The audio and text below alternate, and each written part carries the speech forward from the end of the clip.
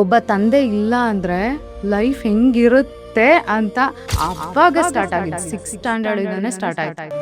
Davanagere Kamath hotel ಇದೆ, ಅದ್ರ ಎದುರುಗಡೆ ಟೆಂಟ್ ಹಾಕೊಂಡು ನಮ್ಮಮ್ಮ, ನಾನು, ನಮ್ಮ ಅಜ್ಜಿ ಕೈಯಲ್ಲಿ 1 ಪೌಂಡ್ ಬ್ರೆಡ್ ಅಷ್ಟೇ. ಬೆಳಗ್ಗೆಯಿಂದ ರಾತ್ರಿವರೆಗೂ ಅದನ್ನೇ ತಿನ್ಬೇಕು. ಆಮೇಲೆ ಮನೆ ಸಿಕ್ತು. ಆ ಮನೆ ಹೆಂಗ್ ಸಿಕ್ತು ಅಂತಂದ್ರೆ ನಮ್ ಸಾಮಾನ್ ಹಿಡ್ಕೋಬಹುದು ಅಷ್ಟೇ, ಕುತ್ಕೊಳಕ್ಕೆ ಮಲ್ಕೊಳಕ್ ಆಗ್ತಾ ಇರ್ಲಿಲ್ಲ. ನಾವಮ್ಮ ಕಾಲ್ ಚಚ್ಕೊಂಡು ಹಿಂಗೆ ಗೋಡೆಗೆ ಹೊರ್ಕೊಂಡ್ ಮಲ್ಕೊಂಡು ನಮ್ಮ ಅಮ್ಮನ ಕಾಲ್ ಮೇಲೆ ನಾವೆಲ್ಲ ಮಲಗ್ತಾ ಇದ್ವಿ.